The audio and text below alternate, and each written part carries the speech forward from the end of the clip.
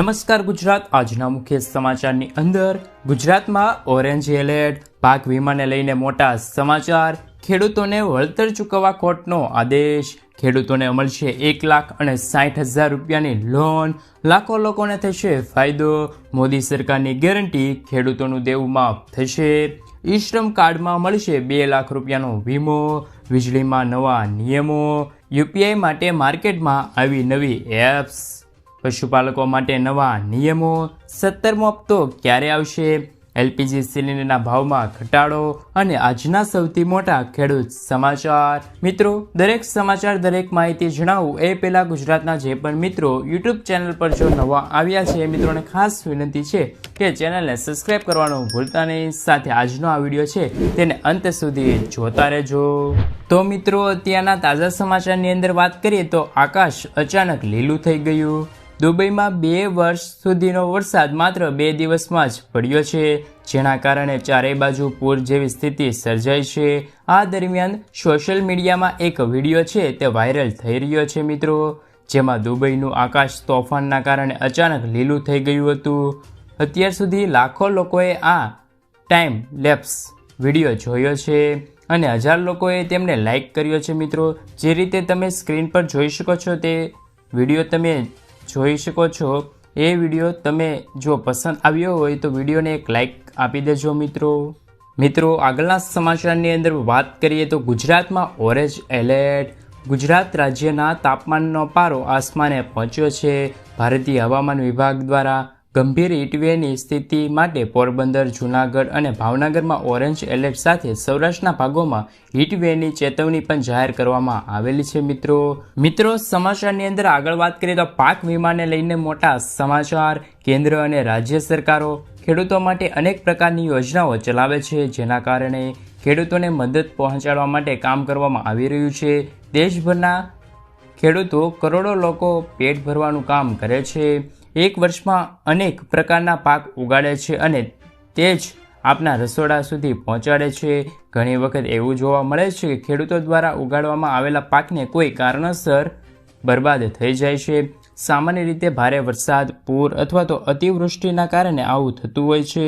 ખેડૂતો માટે આવકના એકમાત્ર સ્ત્રોત જ્યારે કેટલાક અઠવાડિયા સુધી મહેનત કરે છે તે પાક નિષ્ફળ જાય છે, પાકને નુકસાન થાય છે। ખેડૂતો આ નુકસાનથી બચવા કેન્દ્ર સરકાર એક યોજના ચલાવે છે, જેમનું નામ પ્રધાનમંત્રી ફસલ વીમા યોજના છે, જે અંતર્ગત ખેડૂતોને પાકના નુકસાન સામે વીમા કવચ આપવામાં આવે છે મિત્રો। ત્યારબાદના સમાચારની અંદર વાત કરીએ તો રિક્ષા ખરીદવા માટે 48,000 રૂપિયાની સહાય। સમાચાર રિક્ષા ખરીદવા માટે છે મિત્રો। 48,000 રૂપિયાની સહાય સરકાર આપવા જઈ રહી છે। જે મિત્રો રિક્ષા ખરીદવા માંગતા હોય એમના માટે સૌથી મોટી જાહેરાત કરવામાં આવી છે, પરંતુ આ રિક્ષા ઇલેક્ટ્રિક રિક્ષા છે। જે લોકો ઇલેક્ટ્રિક રિક્ષા ખરીદવી હોય તો આ સમાચાર તેમના માટે ખૂબ જ ઉપયોગી છે। ગુજરાત સરકાર દ્વારા પેટ્રોલ અને પર્યાવરણના પ્રદૂષણને બચાવવા માટે ઇલેક્ટ્રિક વાહનોને પ્રોત્સાહન મળે તે માટે એક નવી સહાય જાહેરાત કરવામાં આવી છે, જેમની અંદર મિત્રો ઇલેક્ટ્રિક રિક્ષા ખરીદવી હોય તો તેમને 48,000 રૂપિયાની સહાય પૂરી પાડવામાં આવે છે। આ યોજનાની અંદર કોને કોને લાભ મળશે તેમના વિશે વાત કરીએ તો રિક્ષા ચાલક મહિલા માટે સાહસિક વર્ગોની મહિલાઓને, યુવા વર્ગને, સ્ટાર્ટઅપ કરવા માંગતા હોય તેવા યુવા વર્ગને અને અનુસૂચિત જાતિ અને અનુસૂચિત જનજાતિના લોકોને આર્થિક સહાય માટે આ સહાય છે તે ઉપયોગી થઈ શકે છે મિત્રો। ત્યારબાદના સમાચારની અંદર વાત કરીએ તો ખેડૂતોને મળશે 15 લાખ રૂપિયાની લોન। આ યોજના ખેડૂતો માટે બહુ મહત્વની છે। આર્થિક રીતે મદદ કરવા માટે મિત્રો મોદી સરકાર દેશના ખેડૂતોને પીએમ કિસાન એફપીઓ યોજના શરૂ કરી છે અને મિત્રો આ યોજના હેઠળ ખેડૂતોને ઉત્પાદક સંગઠનને 15 લાખ રૂપિયા આપવામાં આવે છે।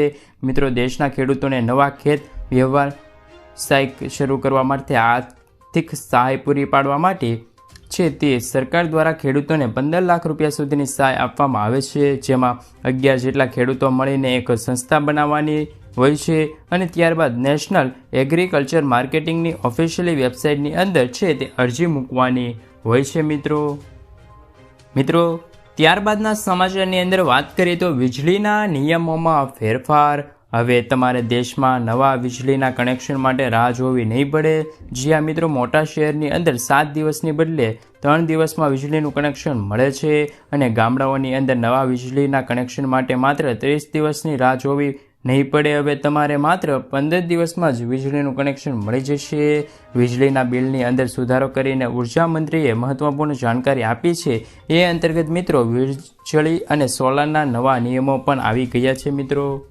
મિત્રો આગળના સમાચારની અંદર વાત કરીએ તો 2000નો 17મો હપ્તો ક્યારે આવશે? 17મો હપ્તો ક્યારે આવે તો મિત્રો એમની વાત કરીએ તો 17મા હપ્તાની રાહ જોઈ રહેલા ખેડૂતો માટે મહત્વના સમાચાર આવી ગયા છે. કારણ કે કોઈ સત્તાવાર તો જાહેરાત કરવામાં નથી આવી, પરંતુ નિયમ મુજબ દર 4 મહિને હપ્તો બહાર પાડવામાં આવે છે. ફેબ્રુઆરીમાં 16મો હપ્તો બહાર પાડવામાં આવ્યો હતો. તો આવી સ્થિતિમાં જૂન અને જુલાઈ મહિનાની અંદર 17મો હપ્તો છે તે રિલીઝ થઈ શકે છે. મિત્રો ગેસ સિલિન્ડરને લઈને આવ્યા છે મહત્વના સમાચાર. કોમર્શિયલ એલપીજી સિલિન્ડર સસ્તો થયો છે. કોમર્શિયલ એલપીજી સિલિન્ડરના ભાવમાં ઘટાડો કરવામાં આવ્યો છે. સરકારી તેલ કંપનીઓએ કોમર્શિયલ એલપીજી સિલિન્ડરની કિંમતમાં 32 રૂપિયાનો ઘટાડો કર્યો છે. હવે એલપીજી સિલિન્ડર દિલ્હીમાં 30.50 રૂપિયા, કોલકાતામાં 32 રૂપિયા, મુંબઈમાં 31.50 રૂપિયા અને ચેન્નઈમાં 30.50 રૂપિયા સસ્તા થયા છે. દિલ્હીમાં 19 કિલો એલપીજી સિલિન્ડર હવે માત્ર 1764 રૂપિયામાં મળશે, જે પહેલાં તેમના ભાવ 1795 રૂપિયા હતા. મિત્રો ઘરેલું એલપીજી સિલિન્ડરના ભાવમાં કોઈ ફેરફાર થયો જ નથી. મિત્રો આગળના સમાચારની અંદર વાત કરીએ તો આધાર કાર્ડ ઉપર 50,000 રૂપિયાની લોન. દેશમાં કોરોના સંકટ વચ્ચે મોદી સરકારે એક નવી સ્કીમ જાહેર કરી હતી, જે ઘણી લોકપ્રિય પણ છે મિત્રો. કારણ કે આ સ્કીમ હેઠળ 50,000 રૂપિયા સુધીની લોન ગેરંટી વગર મળે છે. આ સ્કીમ ખાસ કરીને એવા લોકો માટે છે જેઓ નાની નોકરીઓ કરે છે, પરંતુ કોઈ કારણસર તેઓ પોતાના બિઝનેસ શરૂ કરવા માગતા હોય, પરંતુ તેમની પાસે પૂરતા પૈસા ન હોય તો તેમને આધાર કાર્ડ ઉપર 50,000 રૂપિયા સુધીની લોન મળે છે. મિત્રો આગળના સમાચારની અંદર વાત કરીએ તો ખેડૂતોને વળતર ચૂકવવા કોર્ટનો આદેશ. બનાસકાંઠા જિલ્લામાં 8,700થી પણ વધુ ખેડૂતોને નુકસાનનું 11 કરોડ વળતર ચૂકવવા ગ્રાહક કોર્ટે યુનિવર્સલ શેમ્પો જનરલ ઇન્સ્યોરન્સ વીમા કંપનીઓને આદેશ કર્યો છે. વર્ષ 2018માં દુષ્કાળમાં થયેલા ખેતીના નુકસાન પેટે વળતર ન ચૂકવતા વીમા કંપનીઓ સામે બનાસકાંઠાની 66 ખેડૂત મંડળીઓ ગ્રાહક સુરક્ષા કોર્ટે ગઈ હતી.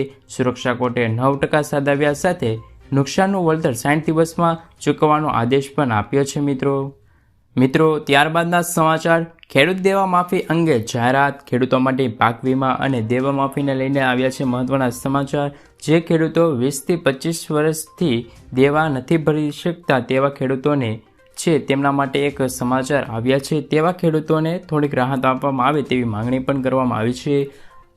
જ્યારે આગામી આવી રહેલી લોકસભાની ચૂંટણી પહેલાં ખેડૂતોના પાક વીમાના પ્રશ્નનું પણ સમાધાન કરવામાં આવે તેવા વાયદા આજે ફરીવાર ગુજરાત સરકાર દ્વારા કરવામાં આવી રહ્યા છે. યુપીઆઈ માટે માર્કેટમાં આવી છે એક નવી એપ્સ. યુપીઆઈ માટે આપણે ખાસ કરીને ફોનપે, ગૂગલ પે અથવા તો પેટીએમનો ઉપયોગ કરતા હોઈએ છીએ. જો કે એનપીસીઆઈ હવે નવી એપ્સ શરૂ કરી છે, જેમાં ખાસ કરીને યુપીઆઈ પ્લેટફોર્મમાં કાર્ડ, ફોનપે, ઝોમેટો, ગ્રોથ, ફ્લિપકાર્ટ જેવી એપ્સ દ્વારા તમે વ્યવહાર કરી શકો છો. આ તમામ એપ્સ ગ્રાહકોને છે તે કેશબેક અથવા તો ડિસ્કાઉન્ટ પણ આપી રહી છે. મિત્રો ત્યારબાદના સમાચારની અંદર વાત કરીએ તો આ કાર્ડમાં મળશે 2 લાખ રૂપિયાનો વીમો. અસંગઠિત ક્ષેત્રોમાં કામ કરતા લોકોને આર્થિક સહાય પૂરી પાડવા માટે સરકારે 2020માં ઈ-શ્રમ કાર્ડ યોજના શરૂ કરી હતી. આ યોજના ઘણા પ્રતિસાદ મળ્યો છે અને અત્યાર સુધી 29 કરોડે ઈ-શ્રમ કાર્ડ બનાવ્યા છે. આર્થિક સહાય ઉપરાંત સરકાર ઈ-શ્રમ કાર્ડ ધરાવતી વ્યક્તિને 2 લાખ રૂપિયાનો અકસ્માત વીમો આપે છે.